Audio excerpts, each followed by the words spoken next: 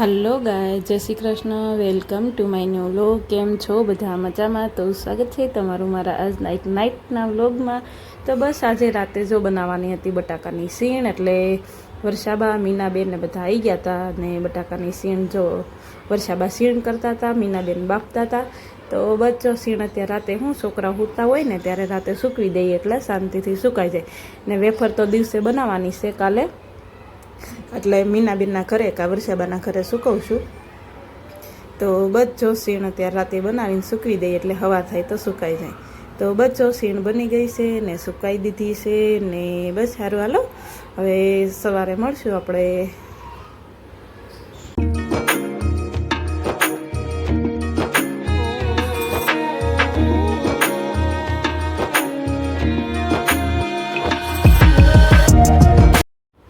Hello ગાય, જય Shri Krishna, good morning. તો સ્વાગત છે તમારું મારું આજના નવા વ્લોગમાં. તો બચ્ચો રાતે વેફર સૂકવી હતી તો એ સરસ સુકાઈ ગઈ છે ને આજે બનાવવાની છે વેફર. કાલે સીણ બનાવી હતી ને આજે વેફર બનાવવાની છે. પણ આજે મારે આવી ગયા હતા મહેમાનમાં કોઈ નથી, મારા જેઠ જ આવ્યા છે ગામડેથી, એટલે મેં સાડી પહેરી લીધી છે. તમને એવું થાય કે કૈલાસબેને કેમ સાડી પહેરી છે? તો બસ આજે મહેમાન આવ્યા છે એટલે અમારામાં સાડી પહેરવાની હોય, અમારે લાજ કાઢવાની હોય એવું હોય છે, એટલે સાડી પહેરવી પડે છે. તો બસ જો મારે જેઠ આવ્યા છે ગામડેથી સવારે 6:30 વાગે કે 6 વાગે એમ કંઈક આવી ગયા હતા. તો બસ સવાર નાસ્તામાં જો ભાખરીને ચા બનાવવાની છે. તો હાલો ચા ભાખરી બનાવી દઈ ને ચાલો નાસ્તો કરવા આવી જાઓ બધા. ને સવારમાં કોને કોને ભાખરી ભાવે છે, કોને કોને ભાખરી જોવે છે એ કોમેન્ટ કરીને કહેજો. તને ભાવે છે? ઓકે, તો બસ ચાલો આવી જાઓ નાસ્તો કરવા. ને મારા જેઠ સોફે બેઠા છે એટલે હું માથે ઓઢીને ભાખરી બનાવું છું. ને બચ્ચો અમારે લાજ કાઢવાની હોય છે. ને મારા જેઠ કેમ આવ્યા છે એ હું તમને વિડીયોના એન્ડમાં કહીશ, અથવા તો વચ્ચે કહીશ. એટલે ચાલો કન્ટિન્યુ વ્લોગમાં રહેજો. ને મારી ચેનલમાં પહેલી વાર આવ્યા હોય તો ચેનલ સબસ્ક્રાઈબ કરી દેજો, વિડીયો ગમે તો લાઈક કરી દેજો અને એક સરસ મજાની કોમેન્ટ કરી દેજો. ચાલો કન્ટિન્યુ વ્લોગમાં રહેજો. ને ભાખરી હોય સવારમાં એટલે ભાખરી જોડે શાક બનાવવું યા તો ટિફિન, પણ આજે ટિફિન લઈને જવાનું નહોતું, ડીકેને ઘરે રહેવાનું હતું એટલે. તો બસ સવારે લસણવાળી ચટણી ને ભાખરી ને ચા. તો બસ સારું, લસણવાળી ચટણી બનાવી દઈએ.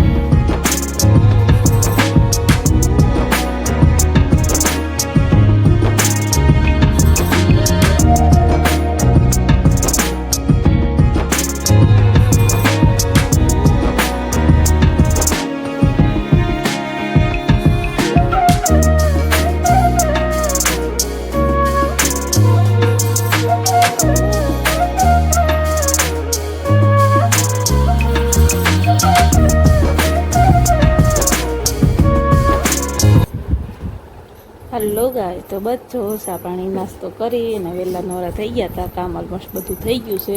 તો બસ સવારમાં જો 10 વાગ્યામાં બેઠી ગયા છીએ બટાકા લઈને વેફર કરવા માટે. તો બસ સારું, હાલો વેફર બનાવી દઈ ને બપોર પછી અમારે જવાનું છે બહાર.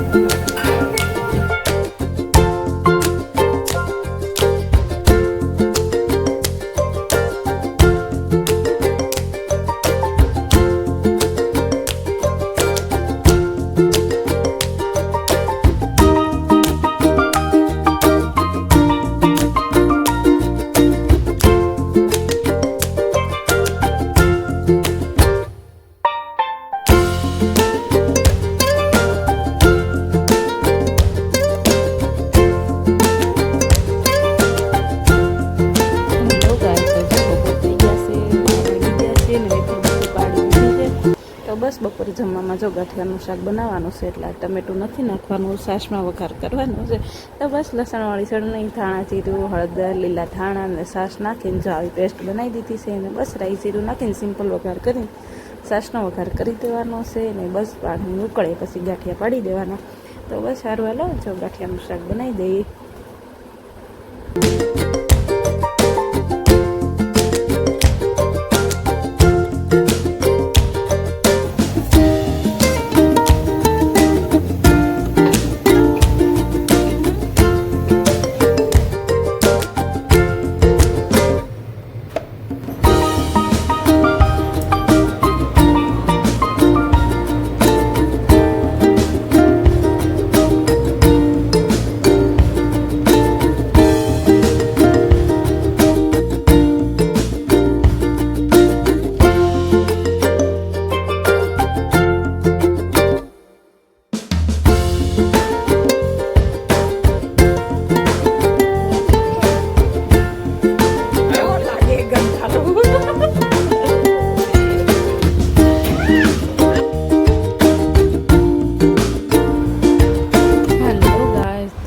જો અત્યારે વાગી ગયા છે 4 વાગ્યા છે ને અમારે જવાનું છે અમારે ભાણકી માટે નૃત્ય જોવા.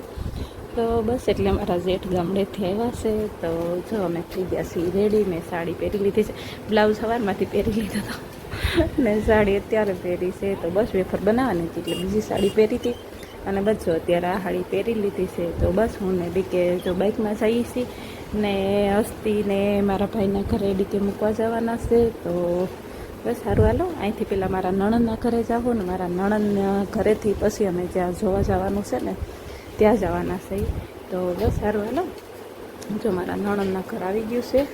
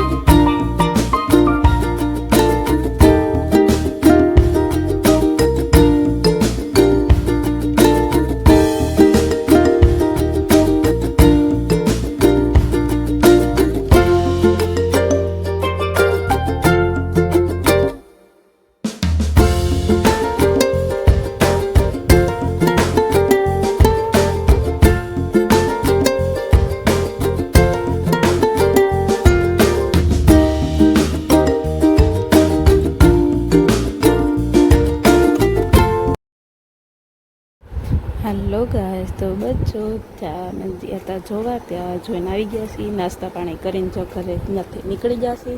ને બસ આ વખત ગાડીમાં હું નથી ગઈ, મોટી ગાડીમાં, કારણ કે હસ્તીને લેવા જવાનું હતું મારા ભાઈના ઘરે. તો બસ હું ડીકે જો બાઇક લઈને મારા ભાઈના ઘરે ગયા, ત્યાંથી હસ્તીને લીધી ને બસ હવે જો અમે જઈએ છીએ ઘરે. ને અથર્વ ને ઢબુને એ લોકોને મારા નણંદ જોડે ગાડીમાં મોકલી દીધી હતી. તો બસ હવે ત્યાં જાઉં મારા નણંદના ઘરે, પછી ઘરે જઈશું.